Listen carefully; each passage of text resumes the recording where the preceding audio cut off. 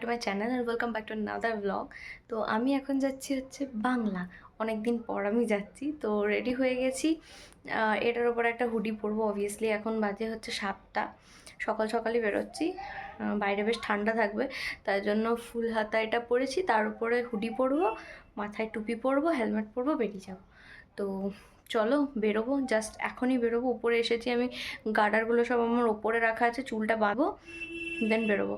আমার ঘুম পাচ্ছে খুব, আমি ওখানে গিয়ে ঘুমাবো।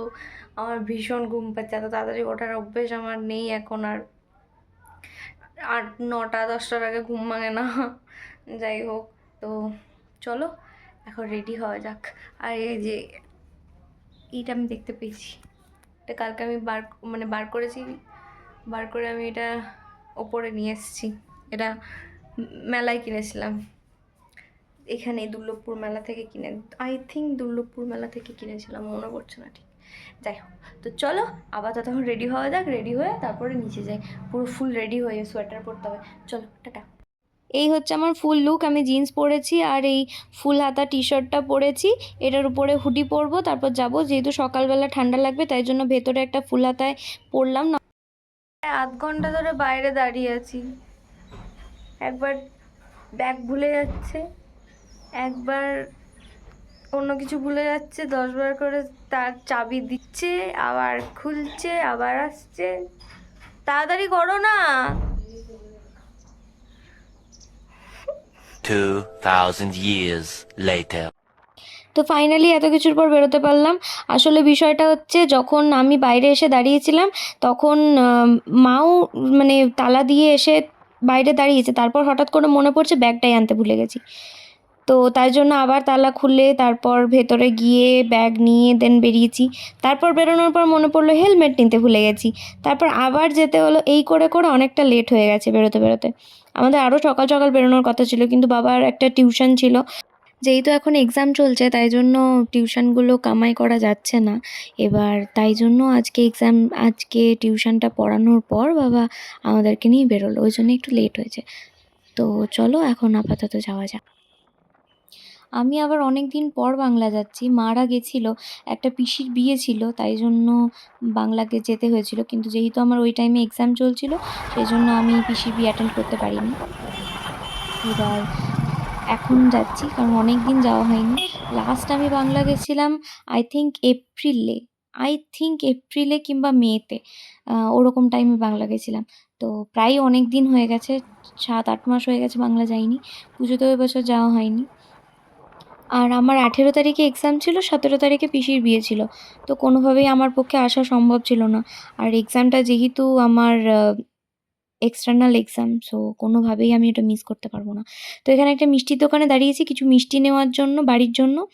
এখন চলেও এসেছি বাড়িতে, মাঝখানে ভিডিও করিনি কারণ ঠান্ডা লাগছিল, হাত বের করে ভিডিও করতে আমার প্রবলেম হচ্ছিল। তো এই হচ্ছে আমার বাড়ির সামনের গলি, আর ওই সামনের একদম সামনে ব্লু কালারের যে দরজাটা দেখা যাচ্ছে, ওই আকাশি রঙের বাড়িটা হচ্ছে আমাদের বাড়ি। তো চলো এখন চলে এসেছি, একটু রেস্ট নেবো। ভাই দেখ, ওই যে তুই দেখালি বলে বুঝতে পারলাম, আমি আয়না তো দেখেই নি তো নিজেকে। এটা কাদের বাড়ি? ফোন করেছিল? থেকে সুন্দর খাট ছেড়ে এই যে মাঠে বসতে কিরম লাগছে। ফাটাফাটি, কাজ নাই, কাজ করছি। ওই যে দেখা যাচ্ছে আকাশি রঙের বাড়িটা, ওটা হচ্ছে আমাদের বাড়ি।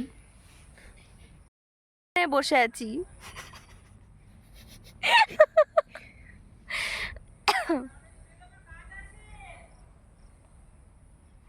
বাড়িটা থেকে খুব জোরে জোরে আওয়াজ পাওয়া যাচ্ছে।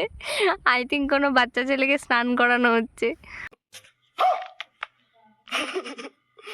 ছবি তুলতে এসেছি।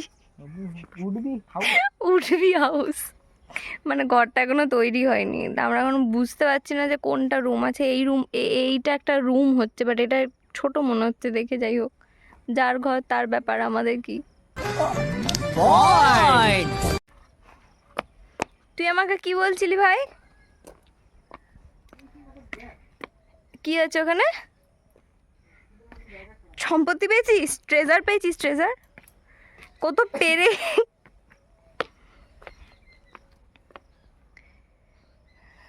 ভাই পোজ দে।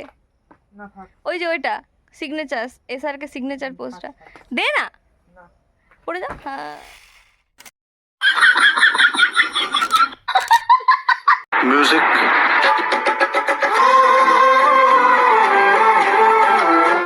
মোয়ে মোয়ে হাসিস না মোয়ে মোয়ে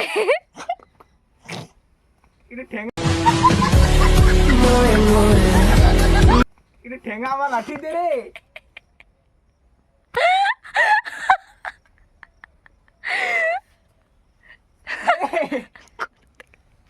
কোথা থেকে দেবো? আস্তে বসে পড়েছি। পেয়েছিস তুই? পেয়েছিস? মোটামুটি মোটামুটি পেয়েছিস মানে হাফ পেয়েছিস? তেরি আরেকটা গেল। আরেকটা চলে গেল। सारी उम्र में जोकर जब बड़े यार কেমন লাগছে? একটা জুতো এখানে আর ভাই এখানে, বাহ। আর এখানে ছোট ফোন করছে, বান্দার। এ চল দে ফোনটা দে। পাই গেছি, যাচ্ছি যাচ্ছি। তো আমি এখন মাকে বলেছিলাম একটু কফি করে দিতে আমাকে আর ভাইকে। আমরা এখন কফিটা খেয়ে একটু বেরোবো, বাইরে যাব একটুখানি। এখন রাস্তায় আছি, ফার্স্টে কিছুটা হাঁটবো, তারপর খাবার নেব। তো আর চিকেন ললিপপ নেব। বাংলায় এলে সবার আগে আমি তো চিকেন ললিপপটাই খাই, কারণ ওটাই আমার বেস্ট লাগে। বাড়ি চলে এসেছি চিকেন ললিপপ নিয়ে। আর আজকে ওই যে দোকানটায় চিকেন ললিপপটা খাই, ওই দোকানে চিকেন ললিপপ পাইনি, কারণ ওই দোকানটা বন্ধ ছিল। তো অন্য একটা দোকান থেকে 40 টাকা এক্সট্রা দিয়ে চিকেন ললিপপ নিয়ে এসেছি, বাট আমার খুব একটা ভালো লাগেনি। এটা মনে হচ্ছে চিলি চিকেনের ঝোলের মধ্যে চিকেন লেগ পিস দুটো দিয়ে দিয়েছে। যাই হোক, তো আজকের ব্লগটা এই অবধি। যদি ভালো লেগে থাকে do like share and subscribe my channel. আর এই রইল কিছু ছবি যেগুলো আমি ওই মাঠে গিয়ে তুলেছিলাম, মানে মাঠে ঘুরতে ঘুরতে তুলেছিলাম।